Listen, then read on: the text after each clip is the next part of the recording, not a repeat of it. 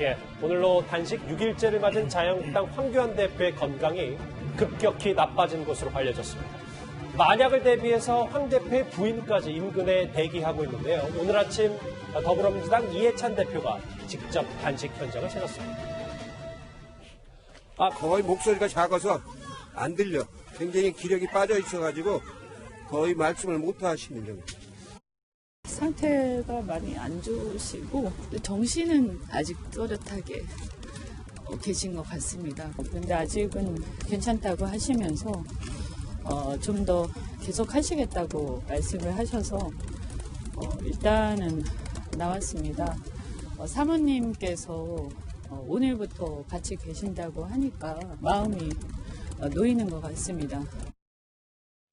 단식 중단은 없다. 지금까지 들어온 얘기입니다. 장혜철 평론가님. 그런데 이해찬 대표, 집권 여당의 대표가 단식 농성장을 가는 것도 참 이례적이라고 하더라고요. 네, 그러나 사실 제1야당 대표가 청와대 앞에서 정말 이 추위에 단식하고 있으면 여당 대표가 가는 게 맞고요. 그 과정에서 다소 이 지지자들이 이해찬 대표에게 항의를 하기도 하는 등의 해프닝이 있었다고 합니다. 그런데 제가 조금 아쉬웠던 것은 이때까지 다른 단식도 마찬가지지만 이해찬 대표가 찾아가서 별다른 대화는 깊이 있게 나누지 못한 것 같아요. 그냥 단식을 풀고 협의를 하자 이 정도 메시지만 전달하게 된 것 같은데 지금 황교안 대표가 단식을 하고 있는 주요한 이유 중에 지소미아는 일단은 유보가 되었고 그렇다면 패스트트랙 중에서 선거법과 검찰개혁 법안들 오늘 27일과 3일에 부의가 예정되어 있는데 여기에 대해서 어떤 합의와 양보를 할 것인지에 대해 이해찬 대표가 조금 더 구체적인 안을 들고 갔다면 황교안 대표를 설득할 수 있고 저기서 이 항의를 했던 지지자들 같은 경우도 어느 정도 마음이 누그러졌을 텐데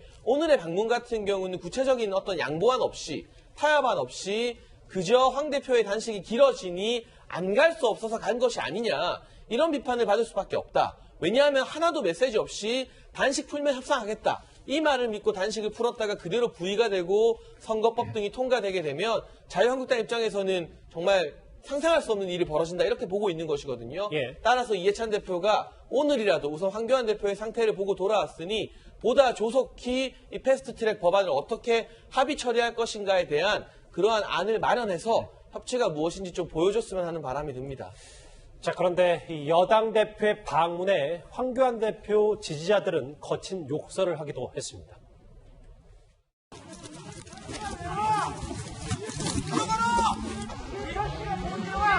이해찬 꺼져! 자, 그런데요. 여권 일각에서는 황교안 대표의 이 건강 이상설에 대해서 다소 깎아내리는 듯한 목소리가 나오기 시작했습니다. 들어보시겠습니다. 너무 빨리 나와. 열흘 정도 지난 다음에 나와야 제가 이거 사실 추운 데서 단식하면 2배의 체력 소모가 있는 건 맞아요. 그래도 단식 많이 해봤던 우리 정치인들 생각하면 5일 만에 건강 이상설 나오는 건 좀 빠르신 것 같아요. 5일 만에 건강 이상설은 너무 빠르다. 그리고 방금 전에 들어온 소식을 보니까요, 위원장님. 네. 그 청와대에서 이 단식 농성 텐트를 좀 철거해달라고 부탁을 한 것 같더라고요. 네, 저도 단식을 해봤지만 이 단식이라는 게 그냥 안에서 실내에서 할 때 하고 밖에서 할 때 또 여름에 할 때 하고 겨울에 할 때 굉장히 다릅니다. 특히 이제 지금 황교안 대표 같은 경우에 지금 밖에서 지금 하고 있거든요. 더군다나 지금 날씨가 굉장히 춥습니다. 그래서 지금 황 대표 같은 경우는 지금 소금물도 안 드신다고 그래요.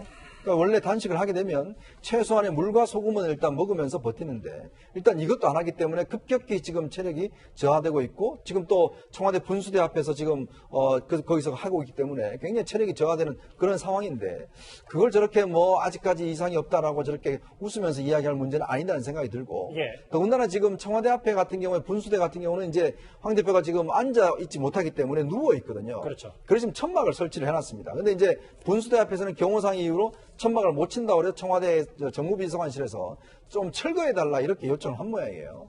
근데 지금 그러면 저기 상황에서 만약에 저 천막이 없으면 그냥 바로 이게 노출되어서 있을 수밖에 없는 상황인데 과연 그것이 타당한 것인지 솔직히 의문스럽습니다. 단식이 일주일째 다 돼가고 있는데 지금 인근에서 황교안 대표의 부인도 대기 중이라는 소식. 청와대 측은 일단 천막을 철거해달라는 얘기까지 이번 주제에서 짚어봤습니다. 다음 주제 넘어가기 전에요. 오늘의 댓글들 한번 만나보겠습니다. 지소미아 한일 간의 의견차, 입장차 얘기를 하고 있고요. 일본도 지금 정치적 상황이 좋지 않아서 괜히 좀 과하게 이 얘기를 보도했을 수도 있다는 지적도 있습니다. 유재수 전 부시장 엄중 처벌해야 한다. 유재수 전 부시장 볼수록 인맥이 대단하다는 얘기까지 있고요. 비리 저지르면 영전하고 유급되면 장학금 받는 뼈가 있는 댓글입니다. 마지막 댓글 볼까요?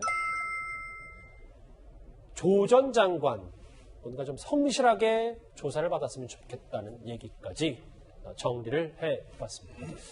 자, 다음 주제 짚어보기 전에 오늘의 실시간 검색을 한번 봐야 될 것 같습니다. 자, 방금 전에 봤던 유재수 전 부시장과 김정은 위원장이 직접 참관한 포사격 창민도 얘기까지고 오늘도 실시간 검색어 상위권에 있는 이 인물의 얘기를 지금부터 해봐야 할 것 같습니다.